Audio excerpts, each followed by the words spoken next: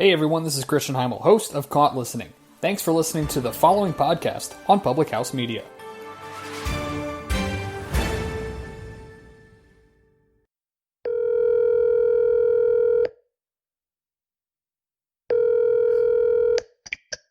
Hello. Hey man, what's going on? Hey Jay, what's up, man? You ready to talk movies? I'm ready to talk movies. Let's do it. Nice.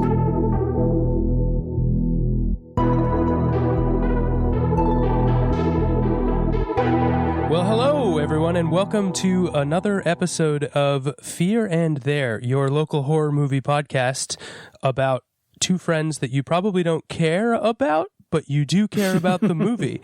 My name is Jay, and I'm calling in from the rolling hills of Westchester County, New York. The rolling hills of Westchester. They're gentle. They're gentle hills. Mm-hmm. Do they roll? They undulate. Well, anyway, my name is Zachary. I'm calling in from the absolutely painfully flat plains of Columbus, Ohio. And I already have an issue with you. I've already got a problem, which is that I think that our fans are listening not because we talk about movies they love or hate, but because they're deeply invested in the drama, the evolving drama of our friendship. Would you say that's true? I mean, I know that you just put it out there, but it sounds like you're just, BSing us. Yeah, well, we can never be sure. Yeah. We just can't be because, sometimes people just aren't honest with you when you ask them the real questions. No. Well, this is certainly not what people are here for. So yes, for anyone returning, welcome back. For anyone who's new, this is a podcast where we talk about horror movies that we love. And we do it remotely because Zach and I are dear friends who moved away from each other. And we use this as an excuse to crack open a beer and talk about movies that we love and that our girlfriends refuse to watch with us. So that's so true. Well, girlfriend, your fiance / actually wife now, or no, we're not. We are. We're probably. We have no idea. For those new to the conversation, which is literally everybody, we've had our wedding postponed twice now. Mm-hmm. Because of a little thing called COVID. Maybe you've heard of it. Yeah, which I'm very sorry for, by the way. Oh, that's okay. It's not... the first time was tragic. The second time was just sort of silly and inevitable. Yeah. Yeah. But I don't know. No, we're not technically married yet. We probably will be in the next few months just for insurance purposes. And the fact that you wanted to get married this year, just like... We did. Cross that T and dot that I and put that ring on it, To marriage, exactly. Yeah. T-I marriage. Well, at any rate, so this week's episode is about Dr. Sleep, which is also going to turn into an episode about what we think about the concept of fan service, I think. So, we'll get into that in a sec, but I've got some housekeeping that it's so weird to say we have housekeeping because it feels like I know. What could we possibly have to share? But we've got a lot of interesting things. Right. Yeah, keep house. We have joined a group of podcasts under a podcast network called Public House Media, which is great news. There are a lot of great shows on the network. A lot of lifestyle podcasts and sports podcasts. But what's great about that is, we'll have some more resources to do a little more with this podcast, and maybe we'll be able to, cross promote and have some guests on. But it also means that we're going to be posting episodes more frequently because we are beholden to a schedule. So our new schedule, rather than 3 weeks / whenever the hell we wanted to, will be a podcast every 2 weeks, which is exciting for us and perhaps will be a little stressful at times, but that means more content for you guys. So that's great. Wouldn't you say that's great, Zach? It is more than great. It's very great. Yeah. And yeah, so if you haven't done so, be sure to, head over to fearandthere.com right now to catch up on some episodes while you can. and we will be migrating that over, and you shouldn't see anything different. We'll still be on all the networks, but it'll now show you Public House Media and maybe show you some other podcasts by them. And so we're very excited to join the network. Also, if you haven't done so, be sure to follow us on Twitter at Fear and There, or Instagram or Facebook. That's Fear and There with "and" spelled out. And you can also email us at fearandthere@gmail.com if you have any episode recommendations or just want to tell us that you disagree with everything that we said. So I think those are the big housekeeping. We also are going to have a very exciting guest on our next episode, not on this one, so you'll have to wait. But one of my favorite horror movie podcasts is called Straight Chillin'.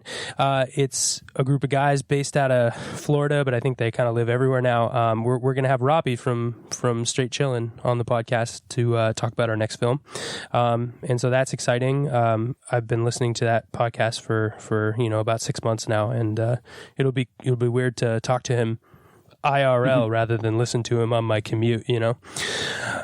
But yeah, so that's exciting. I think that's all I have. Do you have anything else you want to add, Zach? No, I don't have anything by way of housekeeping, but it did occur to me that we've already fucked up. We should, this whole time we've published, I don't know how many podcasts, how many episodes have we done? We've done over a dozen, I think, right? Yeah, I think we're like 12 or 13. This might be unlucky episode 13. I'm going to look that up while you keep talking.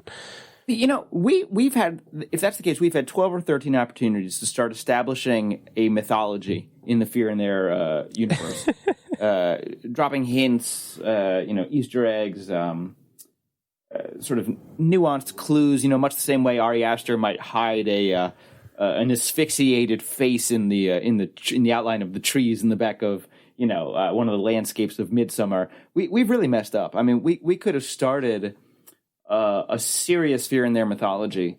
Are you suggesting we start it now? Because I think we can. It's I'm hoping that we have many more episodes ahead of us. I'm hoping that too. I'm now curious to know, and we'll have to find out. We'll have to investigate whether or not Public House Media is real or if it's just a product of our collective imagination. There's a great French expression though, the folie à deux or folie de deux. It's sort of like a craziness that two different people share. I think that might be what Public House Medium is. No, because we have talked to their fearless leader Baxter Colburn on the phone. Are you suggesting we both have we though? But actually have we? Well, I don't know. At any rate, that I'm going to leave it up to everybody else to determine what Zach's even talking about here. Zach, this is not. Bad idea. Do not bring French terms. You shouldn't interpret me. Don't bring French terms into this. This is not one of your college writing classes. I'm your friend, okay? You can't prove that either. Yeah, well. Why do you think I moved to Ohio? Oh man! Well, I have since deduced that this is not Unlucky episode 13. That was last episode, which is The Lodge. Oh, this is 14. Yeah, this is episode 14. And actually, I think The Lodge was a fitting 13th episode because that was such a mind-bending movie of in all the wrong ways. Exactly. So this week, we are talking about Dr. Sleep, which I don't know why I use that accent. Which is, I liked it. No, I liked it. The accent's good. The accent I've always that I've been choosing for it is more of a Long Island, like you having trouble falling asleep? Come to Dr. Sleep. I'll give you pills. That kind of thing. That's what.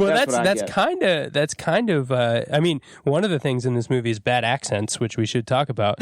But which actually Ewan McGregor's accent is great. I think he does a great American accent, and I love everything Ewan McGregor does. So I'm curious to see where we end up. He's also just beautiful enough that I don't care. He's so I love looking at him. He's so handsome. Yeah. But so Dr. Sleep, for those who don't know, which I don't know why you wouldn't know if you're listening to this podcast, but it is the 2019 sequel to The Shining of Stephen King fame. It is based on the book of the same title, Dr. Sleep, which was also released somewhat recently, I think 2012 or 2013.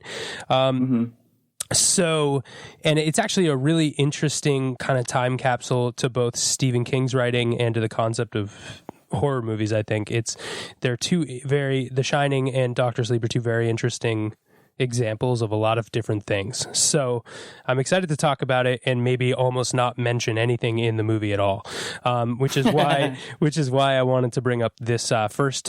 What we like to do with some episodes, sometimes we kind of ditch it because it's self-explanatory, but we like to talk about the context of the podcast. You know, what did we know ahead of time? How did we watch it? All that stuff. So Zach, I wanted to kick it over to you because I think this movie is all about context. So yeah, tell me a little bit about what did you know about it ahead of time? What were you looking forward to, etc.?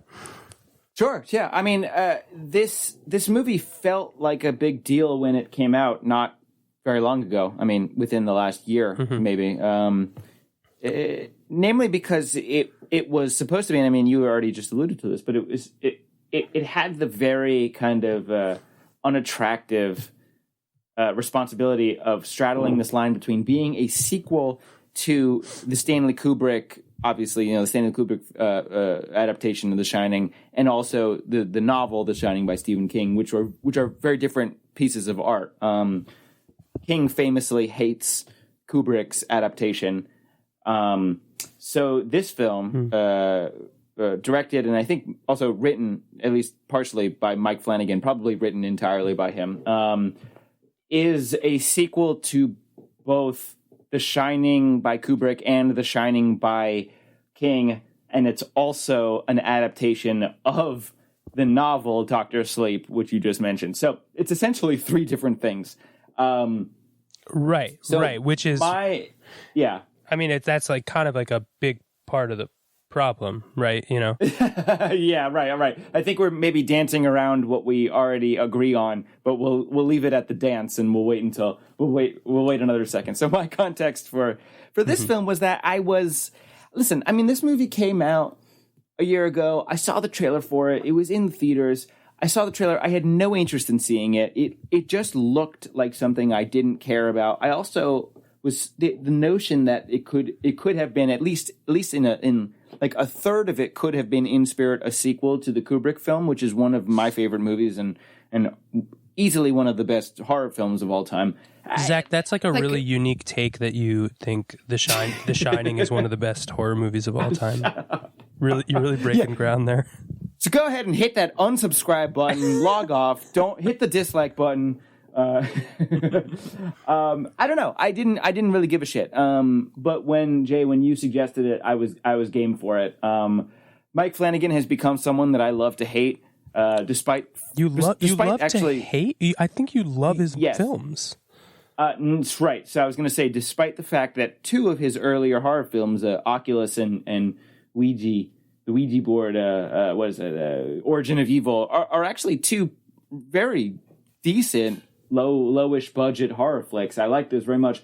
I don't know if it was your suggestion or we arrived at it independently. We both watched The Haunting of Hill House, the miniseries on Netflix, which I had all kinds of issues with, and since then I was soured on him. And this is, well, we'll get into our opinions later. But anyway, this is a long-winded way of saying that I had a great deal of context for this film, but I've never read the books.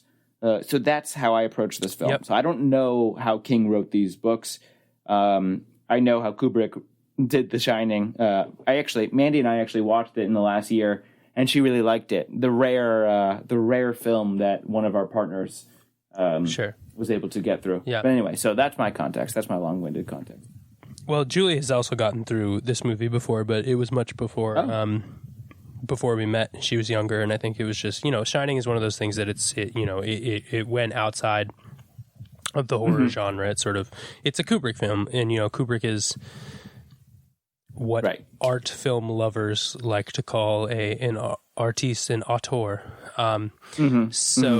Yeah, that's good. How did you watch it? Just real quick. I actually watched it on my laptop with my earbuds plugged in, which is actually tends to be the scarier way for me to watch movies. Because it's a little bit more immersive, up close kind of thing. Yeah, that's how I watched it. At nighttime. Cool. How about you? Great. Yeah. So my I'll go in reverse order. I watched it here in this room I'm sitting in. But I watched it in the basement of the room it's the room I'm currently recording in, and I watched it last night around 8:30 p.m. I tried to wait as long as I could for it to get dark, but it's a long movie, which I think is also one of the problems. Very long movie. Is it a scary basement? I know you just described, before we started rolling, you just described the beautiful musical instruments that you're surrounded by. That's not scary. Sure. But otherwise, is it a scary basement? Yeah, so yes, for sure. This is an old house. I don't know. I don't know how old, but it's, I want to say like maybe 50s or something. So it's an old house. Decade. So the basement feels a little like there's a part of the basement that's unfinished that is, used for storage naturally, and it's very full of things, but it's also, very low ceilings and old and cobwebby. Julie's mother's going to hate me for airing that dirty laundry out. But, and I'm sitting in the finished part that Julie's dad uses as an office, and it's got beautiful wood paneling, which is, classic. Ooh, I love that. Mid-century. Yeah, and he's got a really nice movie set up down here. He's got some surround sound speakers and stuff. So I watched it down here when it was dark in a basement. So I felt like I was giving it the best possible chance to be scary. Right. And it had its moments, but we can talk about that. My context was The Shining absolutely scared the hell out of me when my older brother made me watch it when I was like 10. And so, and I think like a lot of other people, there's a lot of stuff from The Shining that's burned into your brain. Right. The old lady in the bathtub, and which is twins at the end of the hallway. Yeah, exactly. So they're just some of the scariest horror film images of all time.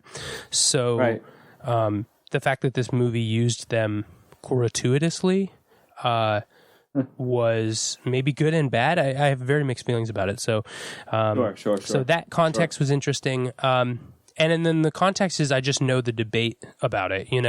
It's And you alluded to this, and it's what a lovely thing that neither of us have read either of the books.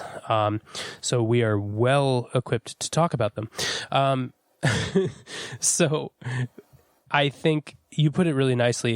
It's kind of trying to be something in both universes, right? It's the King universe and the Flanagan universe, let's call it, but it's the Flanagan Kubrick universe, let's say, which sounds awful when I say it out loud. Impossible. Yeah, just totally implausible, rather. Right. So we'll get into some plot points that I think are interesting to that, because I think we're going to have a lot more discussion about plot with this than we normally do. Sure. We usually like to dig into some other stuff, and I think Flanagan is a very capable director. So the plot is, I think, the thing that's easiest to sink our teeth into, and that's because of all of the context around the relationship between the book The Shining and the movie The Shining. Like those two things, I mean, that's been debated since it came out in 1980. Like everybody was like, Kubrick, we love you, but why did you ignore everything that Stephen King wrote? Like, why would you pick the book and then totally change everything? So, the fact that this movie tries to fit into the sort of cram itself into the puzzle piece opening that was left, is hard not to discuss, Right. So I think context is crucial for it. And, it sounds like we both, and then obviously I have a lot of respect for Mike Flanagan. And I think you left things out that I'm surprised you left out. So you talked about Oculus. I mean, you liked Oculus, did he direct Oculus? Yes, he directed Oculus. He directed Ouija. Yes, Ouija. Right. Ouija? How do you say it? I can't get it right. He directed Ouija: Origin of Evil, and we've talked about that before. I'd love to do an episode on that eventually. I would revisit that movie. I enjoyed that. So I've got it here. So he directed the other film that I liked of his that he directed was Hush. Yeah. So you didn't mention it, and I think Hush is a really, really good Hush, and then Gerald's Game were the two that. Yes, which you've been trying to get me to watch for I feel like years, and I keep putting it off. I mean, I think it's an incredible film, and I think the book is really good too. But he did both. So Hush, I can't think of a movie more opposite of Dr. Sleep than Hush. Like Hush is small, confined, claustrophobic. It is, right. B-list, Yes. And like, it was a Netflix film, I think, right? It was just like sort of straight to Netflix. Yeah, I'm not even sure. That's where we watched it, but yeah, I mean, you're right. It's that one, and then Gerald's Game, also small, claustrophobic, not B-list, definitely A-list. It has Bruce Greenwood in it, which this does as well. Yep, which Dr. Sleep does as well. Talk about him, and so. Yeah, I think we're getting a little into this, the context. Just, we've seen Flanagan's films. We've seen him both do kind of studio things with The Haunting of Hill House and Oculus and Ouija Origin of Evil. And then we've seen him do smaller things like Hush, which feels a little like an indie film, even though it's not really. And then Gerald's Game was his first jump into Stephen King, which Gerald's Game... Stephen King also kind of has a binary approach to writing, right? He is either very small and disciplined and focused on something. Like think of things like Misery or Gerald's Game, where it's very confined. But then he's really big into world building. When you look at things like Two Towers, is that what it's called, or the Dark Tower? No, Two Towers. The Dark Tower. Yeah, Two Towers is Lord of the Rings. Yeah, I never got into it, but Stephen King loves world building, and this is about building a world around The Shining, Exactly, right. And by the way, Flanagan, I don't know if you saw this. This was news today, but Flanagan's next project is another King adaptation. So in King, loves it. The two of them. I mean, they have found, I suppose. I mean, I don't know how much. I don't know to what extent Stephen King has to say in this stuff. Probably a big one, because he seems to be omnipotent. But no, Flanagan clearly has found a muse in King's fiction, his recent fiction, no less. This is an adaptation of a novel called Revival, which came out, in 2014. So he really likes the recent King fiction, I suppose. Well, yeah. That's interesting. I think we're getting we're tangenting a little. Oh, we're very far away. But it's. I mean, this is the problem with Dr. Sleep, is there's so much you can talk about without even talking about the movie. Like this is where we are, because Flanagan is a mess in the sake of the fact that I think he's an excellent director that doesn't always make the right choices, that is constantly picking source material based on what's close to his heart. That's my guess. I don't know him. I didn't call him last night, But and then King, is also a mess in his own right. He wakes up, sneezes, writes a book, goes to sleep, and it's either a bestseller or a cult classic. It's like, I think it's hard to and then that's not even talking about all the baggage that comes with The Shining, So this movie was hard to watch in earnest, even though I tried. So yeah, I think context is important. So the spoiler wall is going up right now. And we're on the other side of the spoiler wall. How's that feel? Does it feel like it always feels, Zach? Well, it feels the exact same. And it's always scintillating. You really hunted for a word and you landed on scintillating? I was almost at titillating, but it's a little more much. Pornographic. Yeah, it's a little much. So yeah, I gotta say, so this movie, there's a lot wrong with it.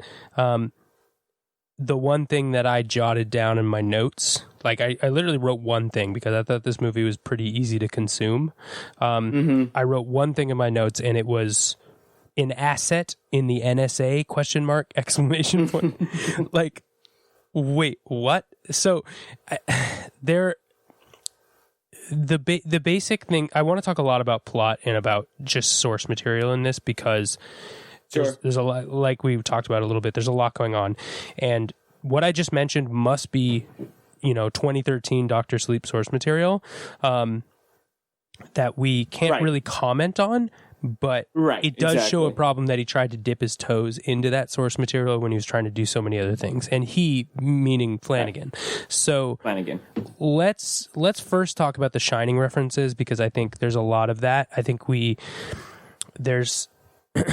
was almost like Flanagan was like, this movie I need to put so many Shining references into this movie so that all of the Kubrick Shining fans are appeased. Otherwise, it's not. So his friends don't beat him up. Exactly. Yeah. So the two examples that I can think of that I had jotted down are, I'd love your thoughts on. First, it's again that lady in the bathtub, which is one of the scariest shots in the first Shining movie. And I think when you first see the lady in this movie, it is also very scary, but then you see her over and over and over again. And in the original Shining, you see her very briefly for like a fleeting second, right? And when you first see her, she's not ugly, she's beautiful. So this movie was like, hey, look at this gross, disgusting hag with her, skin melting. So I don't know. What did you think of that? I'm just using that reference as a vehicle to talk about him needing to reference King. So what did you think about that? Right. Yeah, I'm in agreement with you. That scare in the original film, in the Shining, the film. I need a shorthand for referring to that. I think I'll just say the Kubricking. The Kubricking, perfect.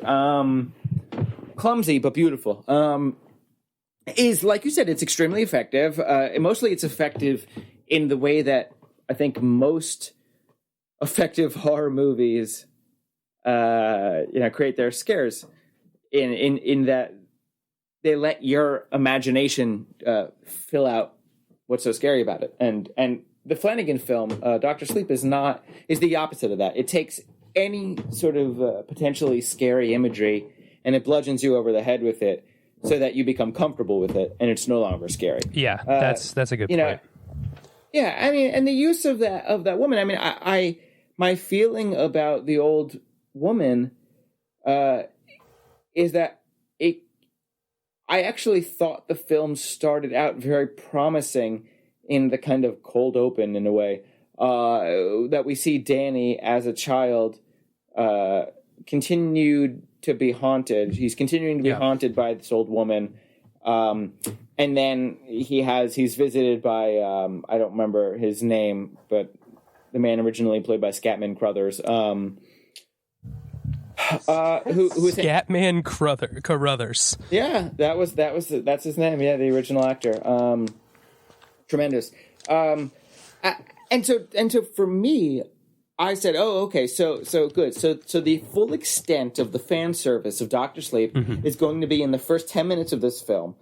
It's going to placate the fans, and it's also going to serve as a kind of thesis for Dr. Sleep, for the proceedings, which is namely that going forward, this is me acknowledging the Kubricking, the original film." And it's a jumping off point. And so do not expect, any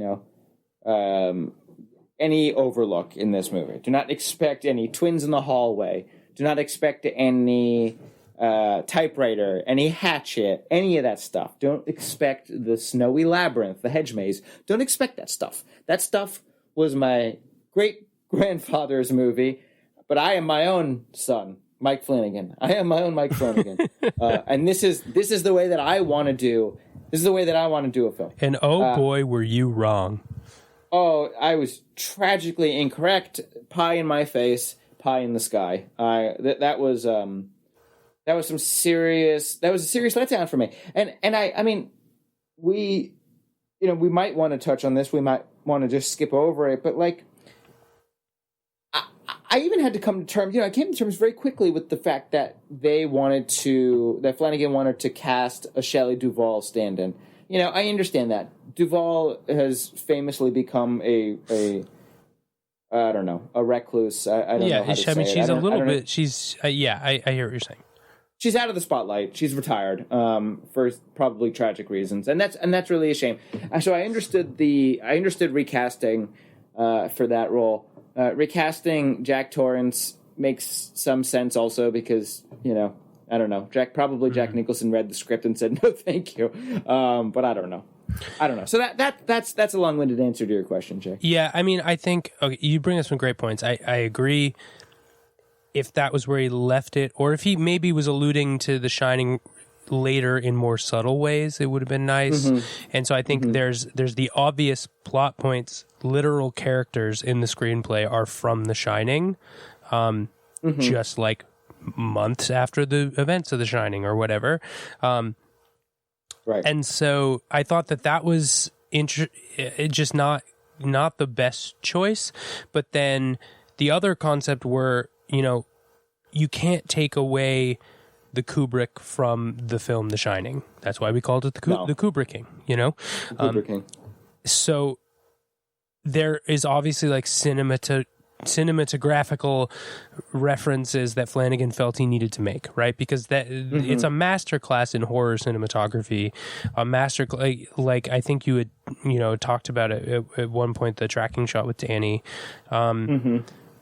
that tricycle tracking shot, which is also, if people don't know, in the movie Twister, when the Twister hits the, have you seen that movie, Zach? Oh my God, have I seen the movie? That was, my personal relationship to The Shining, the Kubrick Shining, is that I was traumatized by this movie long before I ever saw it, because I saw those twins. Yeah. I saw those twins on the projector at the drive-in movie theater, and then the tornado comes and destroys it. And I said to myself, Twister is a movie I don't want to finish, and The Shining is a movie I will never see. I mean, it's an incredible reference to that movie.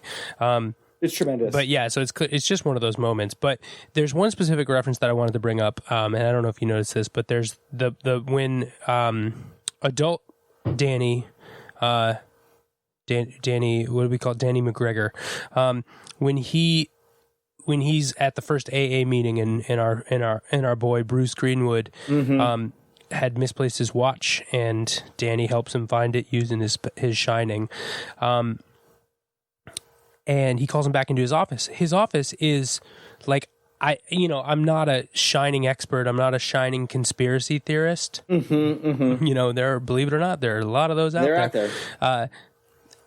That office looks prop for prop, color for color, shot for shot. Sure. That moment is the same as the moment in the beginning of The Shining with Jack Torrance and the hotel manager. Okay. So it was just, you could have accomplished that same thing. It's right down to that red book, right? And again, I don't want to get into Shining conspiracy theories, but in the original Shining, because you'll lose me. Yeah, you'll lose of course, me. and everyone who would ever want to listen to this podcast ever again. But there's a red book on the corner of the hotel manager's desk that has some sort of literary significance.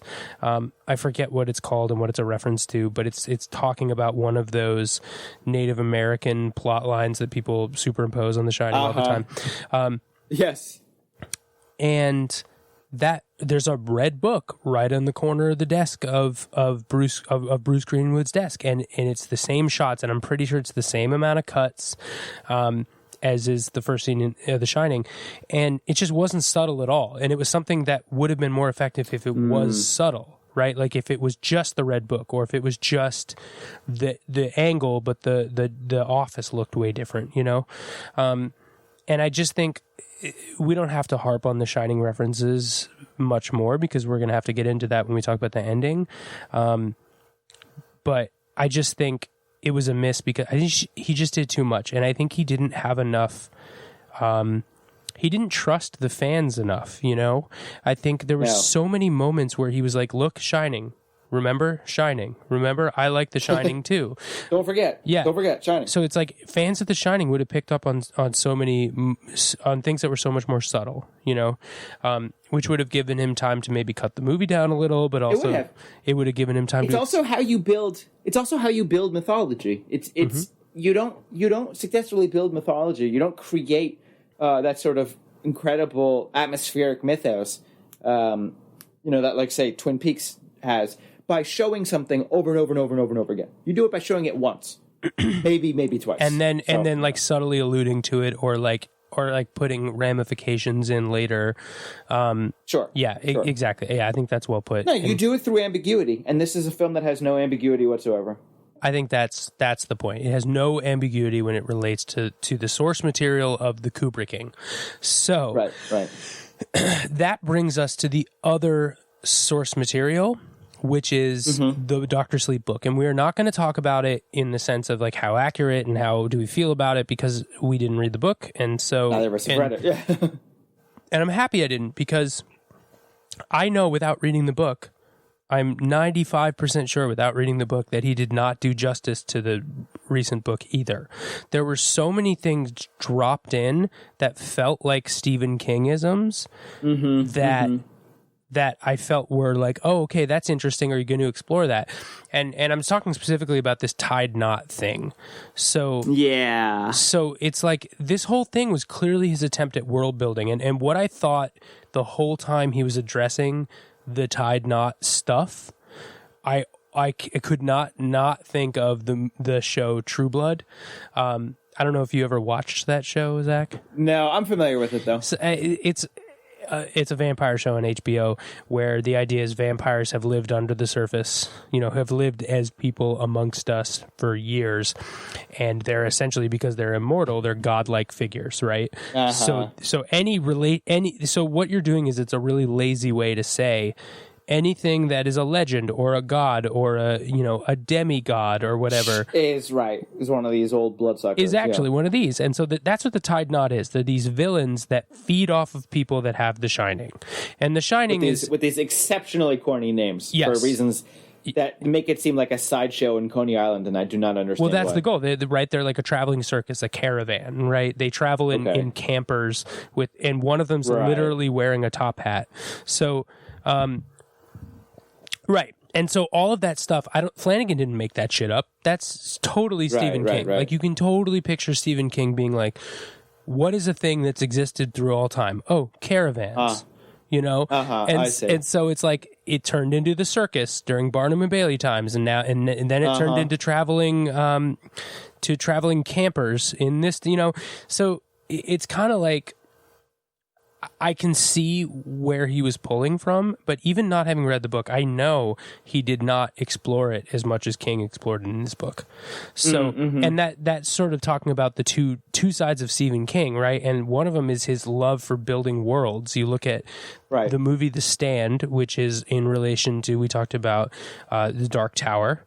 Those all have commonalities between them. And King loves building universes, right? I think there was a show about a town on Castle Rock. Yeah, Castle Rock on Hulu is about Stephen King universe.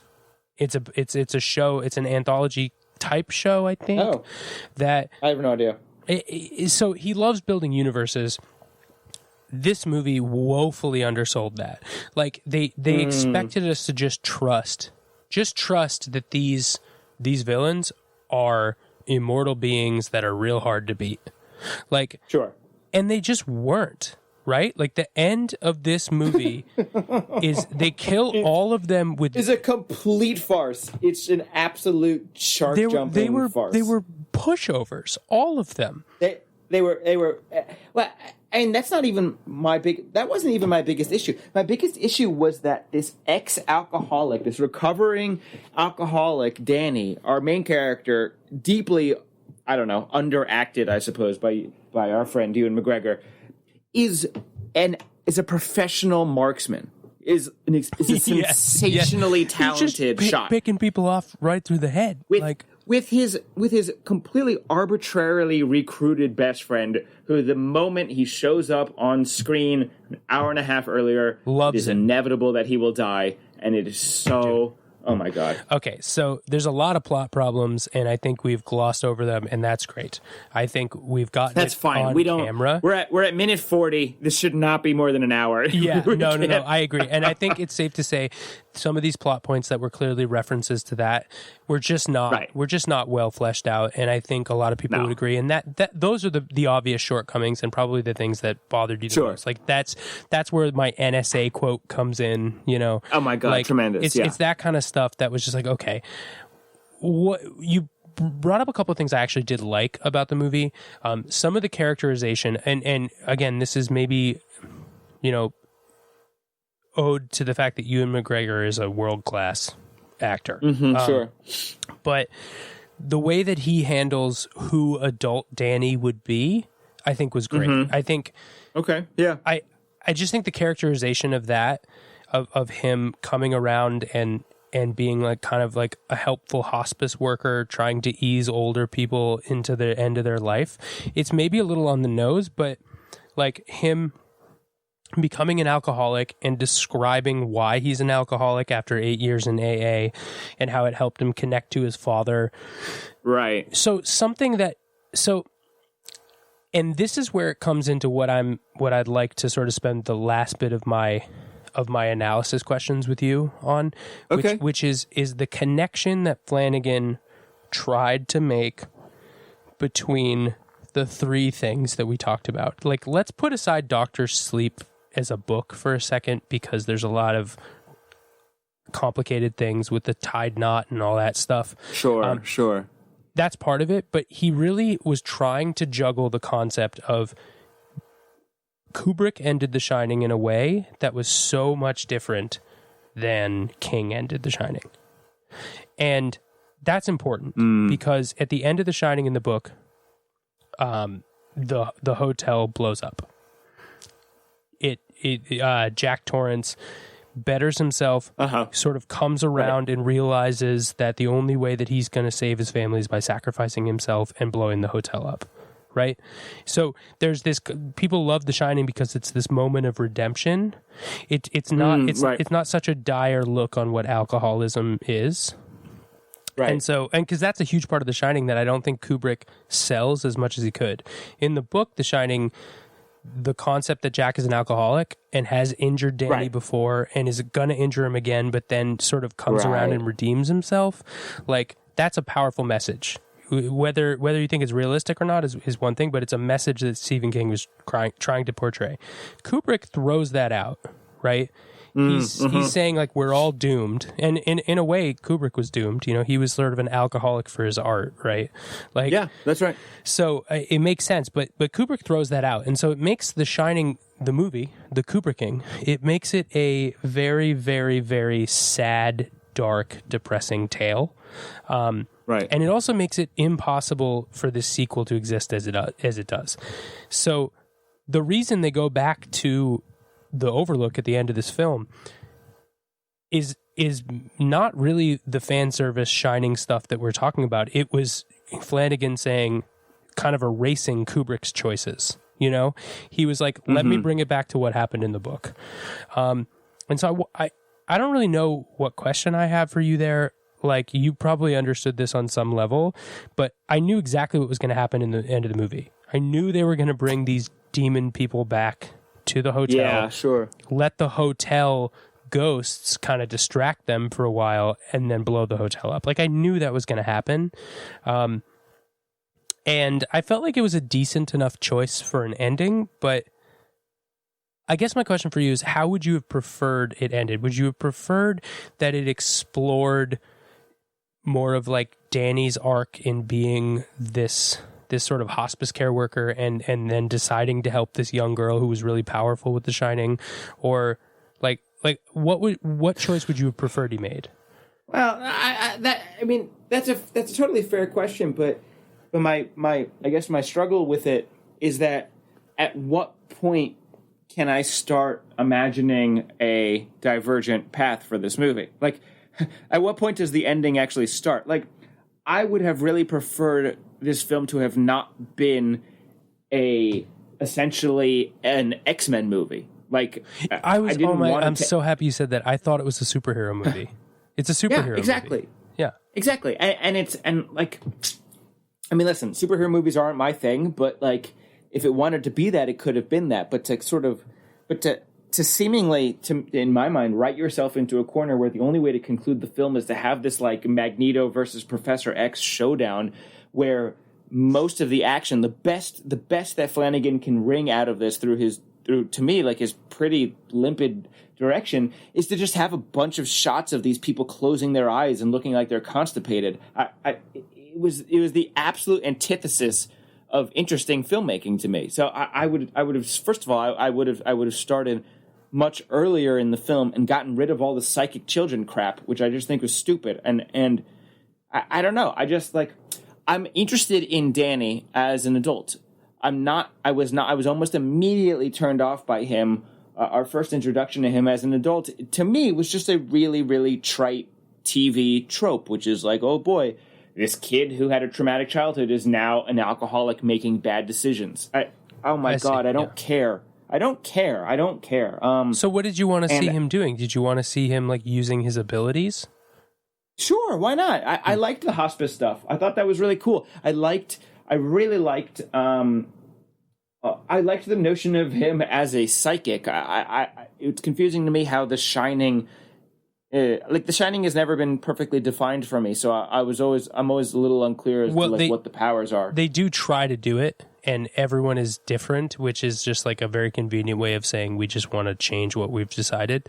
But yes, but like The Shining is like the Force in Star Wars, right? Exactly. It's like an ability that everybody has to a certain degree. It's something that they can tap into, and some are stronger than others. And the Tide Knot are people who also had The Shining but have decided to become immortal and feed off of other people's shining to sort of pick the dark side, the Sith, if you will. Sure. So, I mean, there's a lot there. If he had just chosen to explore that, then you would have created a different fan base, right? If he had just chosen to explore the Doctor Sleep thing, right? The hospice care, really do a character study on adult Danny, that would be great too. That's interesting.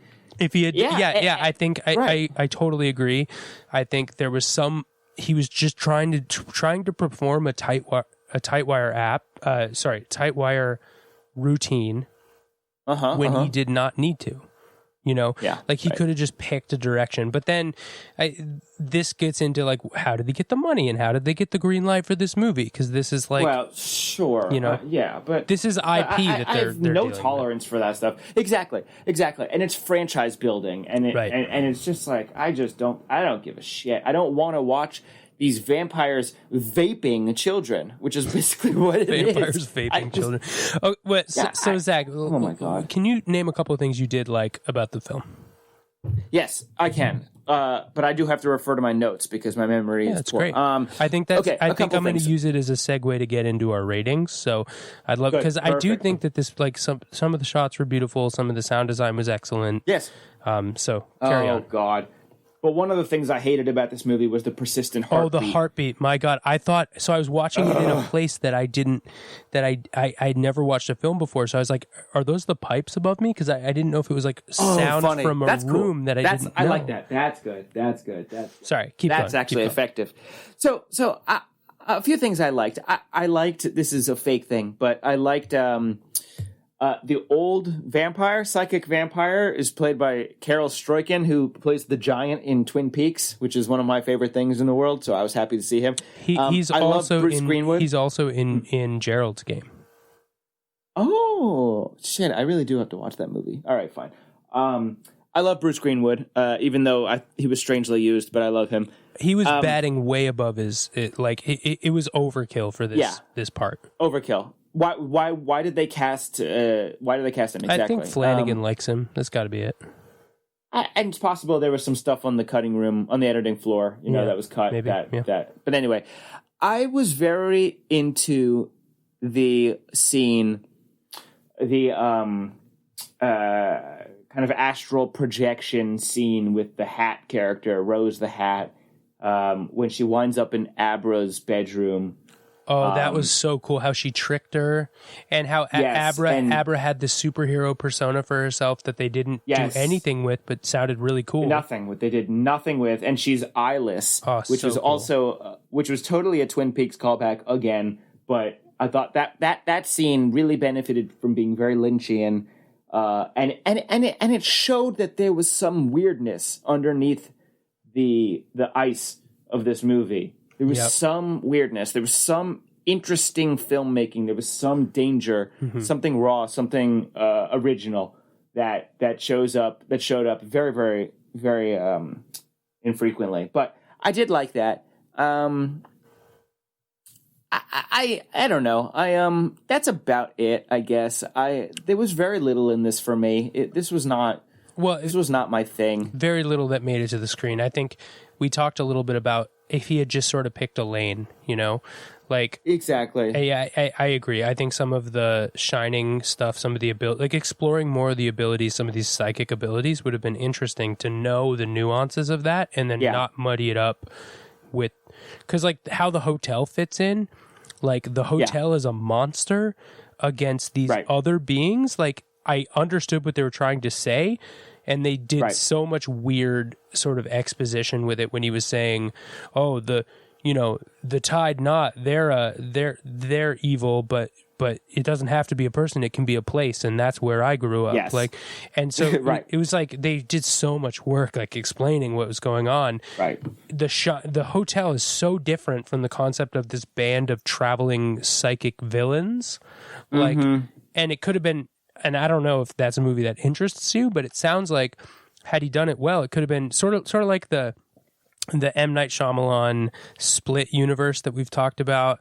Like, yes, right. Those movies tend to benefit only when they're focused and not when they're trying to do too much. Right. So yeah, I totally hear you. I think if he had gone just hospice care Ewan McGregor and focused on maybe that relationship with Abra across town or something, you know, it would have also let Danny's character come into focus, because he has very little like his central personality trait is that he used to be an alcoholic. Like he has nothing else going on. You're right. It's one dimensional. I was not as hard on that because again, I was sort of tying it because a central point Stephen King was trying to point out in The Shining, the book, was alcoholism and creativity, you know?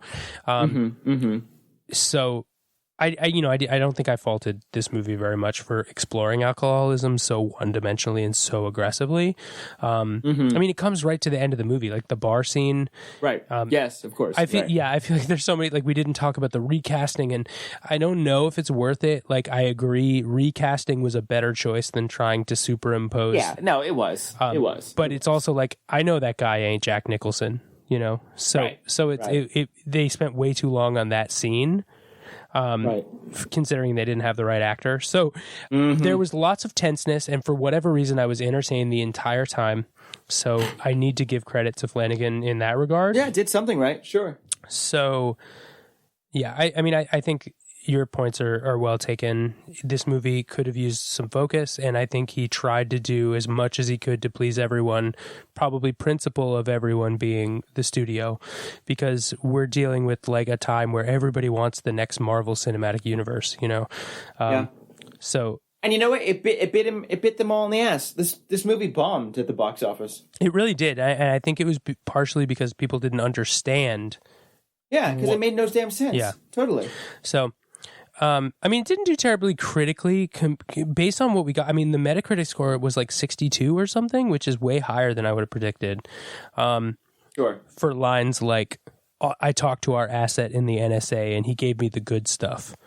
Like, oh my God. Or like, I think the last line of the movie is, "You shine on." Yeah, you shine on, Bessie. You shine on. And don't forget, I wrote this one down because I took my breath away, but when Ewan McGregor, Danny's character, describes life as just one big hospice with fresh air, I shat myself. Oh my God, yeah. It was like we use the phrase ham-fisted a lot, and I think there was a lot about the writing in this that was ham-fisted. Which is probably part of the reason. But again, Stephen King is not a subtle writer at all. So no. It's like a lot of this was probably not Flanagan's fault. He probably was trying to stay true. That hospice line is for sure from King. Right, for sure. Right. And you take that and you put it into a movie that's trying to pay homage to Kubrick, and you have crazy whiplash, right? Whiplash. So, I mean, if anything, this movie is a great example of what happens if Kubrick tries to actually faithfully do a Stephen King movie. Yeah. And it's a disaster. So disaster. Yeah, I agree. So this is a great segue to get into our closing. So if you're new around here, we do 2 ratings. Our first rating is our sheep rating, which is how many sheep it took you to fall asleep, aka how scary was it. And I'll start, Zach. I'll be good. I'll do it. Dive in. I'm going to give this a 3 because honestly, some of it sticks with me. They really play on the feel, like the whole, however misguided the inclusion of the overlook at the end was, him walking through a dark overlook as it's slowly opening back up is very tense and very scary, because he's just, it's gratuitous, but he's playing on everyone's association with The Shining.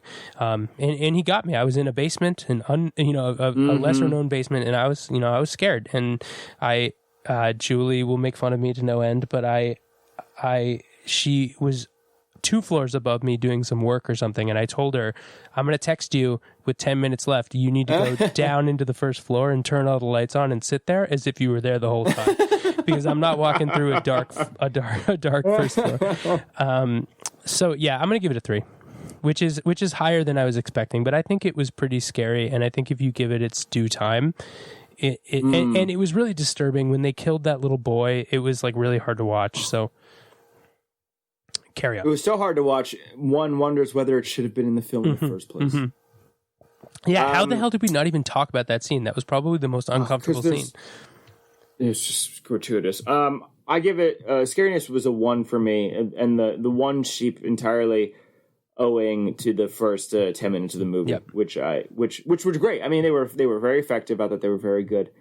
I was too distracted by Danny's triumphant return to the Overlook by the fact that it seemed to be, I'm sure it wasn't, of course, but it seemed in my memory to be a shot-for-shot remake of various characters returning to the haunted mansion in The Haunting of Hill House, another Mike Flanagan creation. Oh, it felt exactly the same. So I was like, oh, I just saw this. I just watched this in the last 12 months. That's actually a really interesting comparison. I didn't even catch that, but that is true.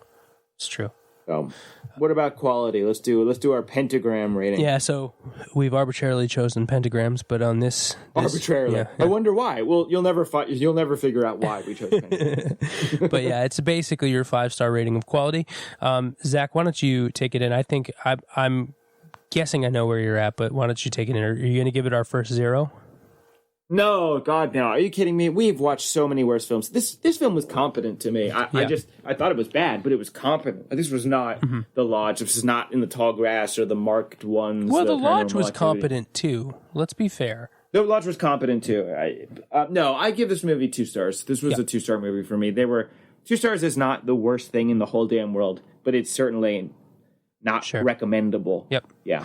Yeah, I think this explains why I had so much trouble at the beginning picking a binary, but I'm giving it exactly a 2.5. I think it has value for people. It is scary in moments, and like I said, there's a lot to like about this movie, and a lot that I'm like, oh, that last 20 minutes was awesome. Why can't we do that for the whole movie? You know? That's